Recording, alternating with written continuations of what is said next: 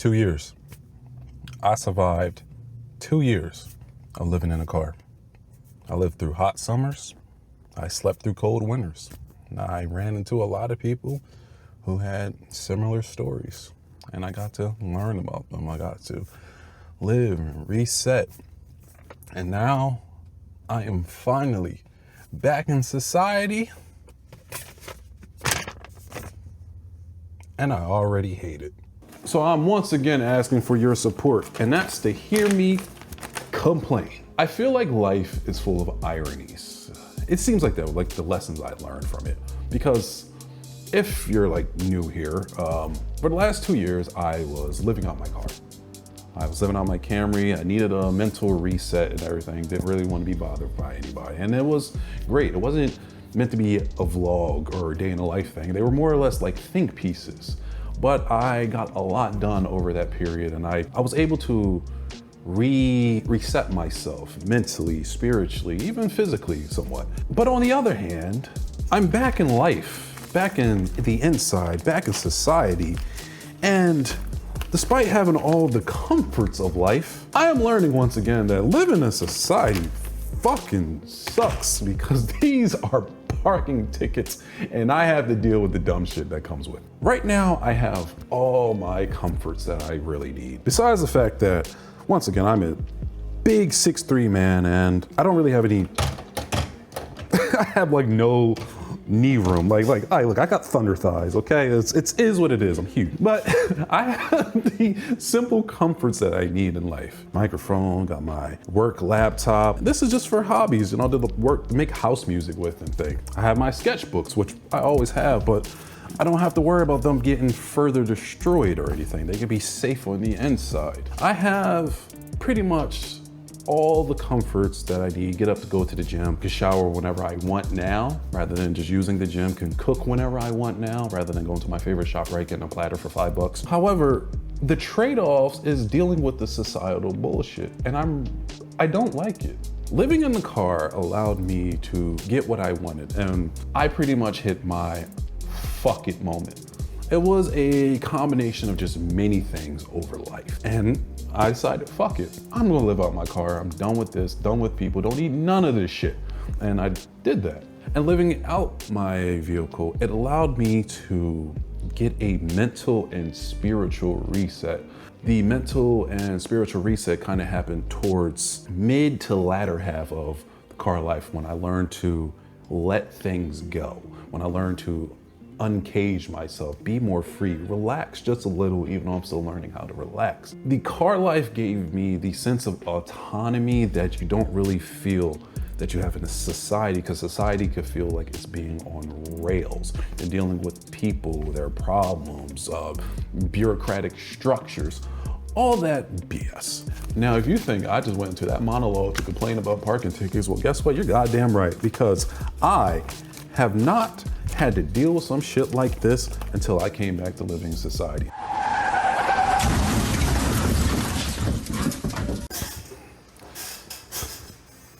And of course, while making this video about my issues with society, I get hit in the hit and run because somebody ran a red light.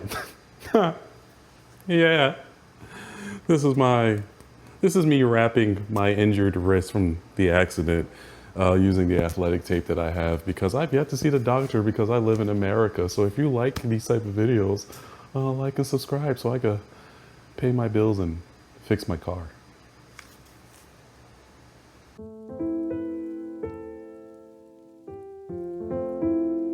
I'm gonna give a little story about myself, and then I'm gonna go to how bad this problem is. So one of these $55 parking tickets, it happened when I was on a side street of a friend's house. I fell asleep in the car.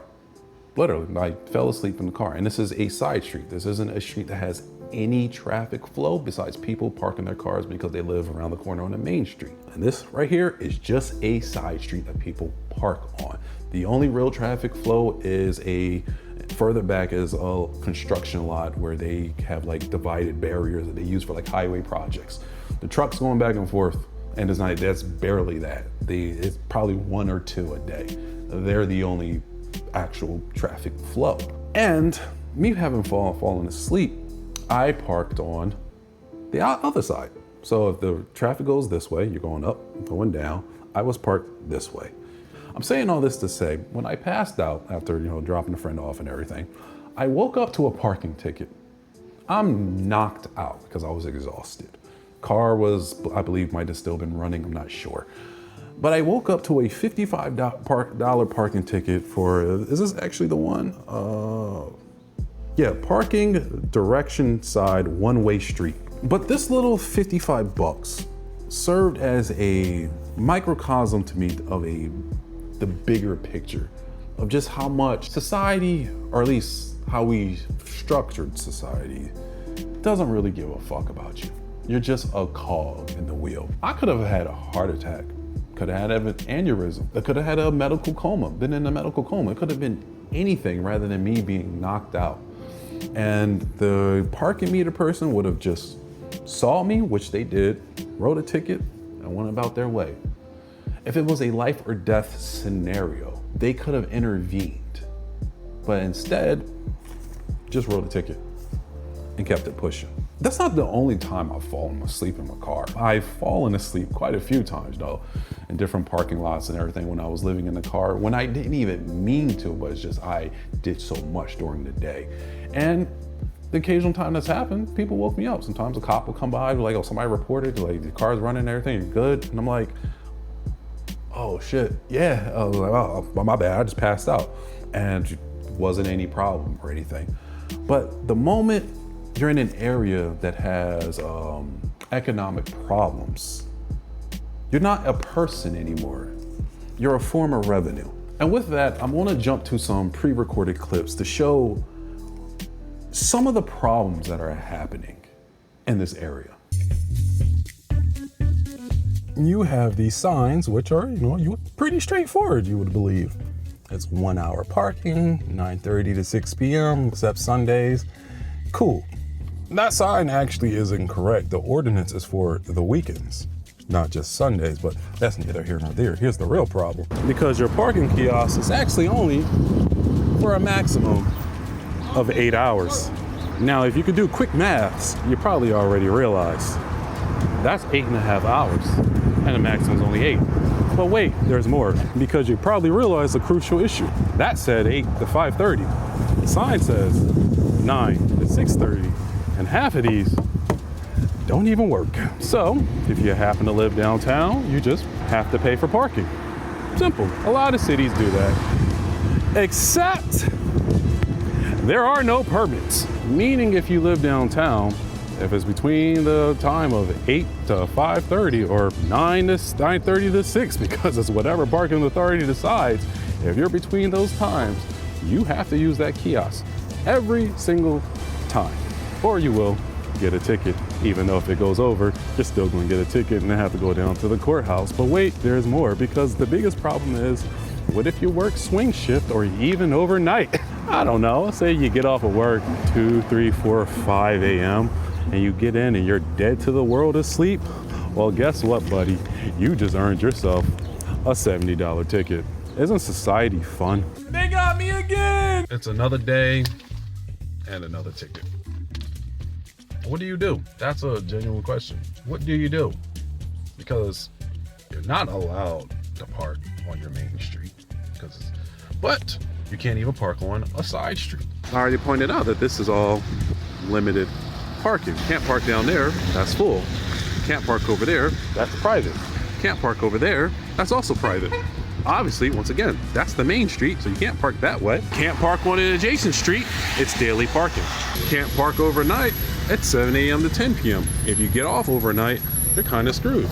Just to be short, it even says it right here.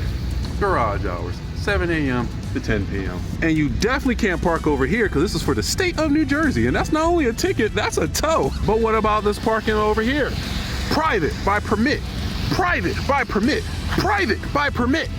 That's for the university, private. You can't even see that. Let me still zoom all the way in. Private. That's that blue square, rectangle. I'm tweaking out right now. And this behemoth right here is state property. I just happened to catch one of them in the act. But before I even talk about that, this man is at the bar on the job. Someone sent this to me. He is at the bar on the job. If I park like that, I'd get a ticket, but he's at the bar on the job. Parking enforcement. Parking meter. Parking lady that gives people all the tickets. Because this is a left turning lane, which it is at the end, but it isn't over here, because if it is over here, why is there a parking meter right there? More importantly, why would there be a 1 hour parking sign right there if this is a left turn only? Had to take a coffee break. But let's speak about this even more. No parking anytime, no parking at time, parking at time. So clearly it's talking about just this area. It has to be, correct? The crosswalk. Because if we walk further down, further down, further down, just keep on going.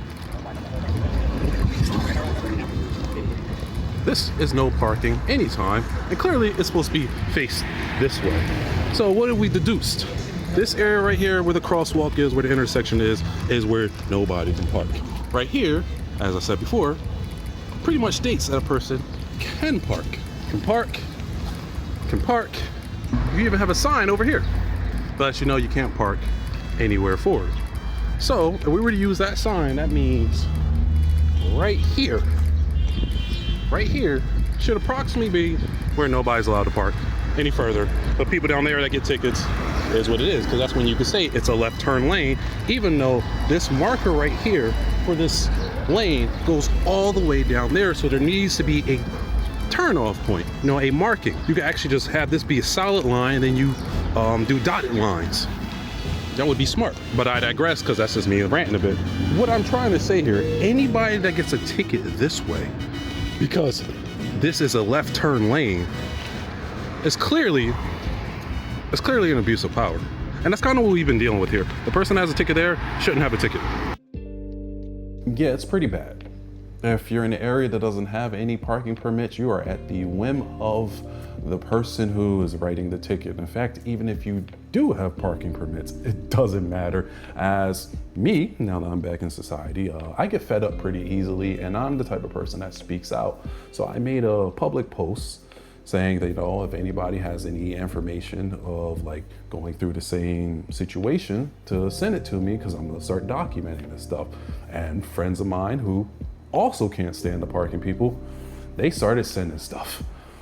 And they sent it to other people who then started inboxing me. And there's a guy who, even though he has a permit, got ticketed 4 times within a 2-week span, just because the person felt like doing it. See, this isn't just me venting about, parking permit bullshit.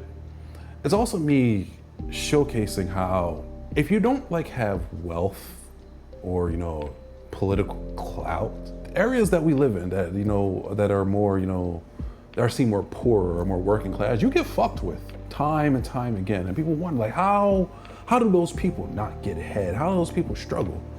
Simple shit like this, which adds up. I thankfully make money. Not a lot compared to some of my peers, but I make enough to pay my bills and everything else. But if we were just to add this up, $70, $55, another $55, and then whatever, service fees or whatnot, that adds up really quick. If you're the person that got ticketed 4 times in a week, that's what? Somewhere around 200, depending on what the ticket is.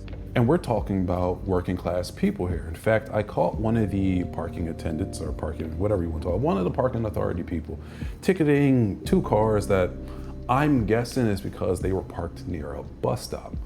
The first problem is the state of New Jersey and even the Trenton area, which is where I live, have no laws or ordinances when it comes to being parked at a bus stop. Now, there are a few things that you could use, like being parked near a loading zone, a safety zone, but that's about 20 feet. The first car was a bit close. It might be hard for them to argue that, but the second car, That person was nowhere close, and they were well within the signs that said that they could park, and they still got a ticket. And while I'm documenting that, a neighbor who lives right outside, he sees what I'm doing and, says something about the parking attendants, and we start having a conversation. He says how they're so out of control. Where he works, which is within the city, this is a working person, a blue collar person. They have to park on a certain street because there's nowhere else to park, and they still would get ticketed. They're still being ticketed, still being harassed. And that's when it's just like, it's low. And this is a working class person. So when you hear those testimonies, that's just a testament of how, if you don't have no money or clout, as I said, society does not really give a fuck about you.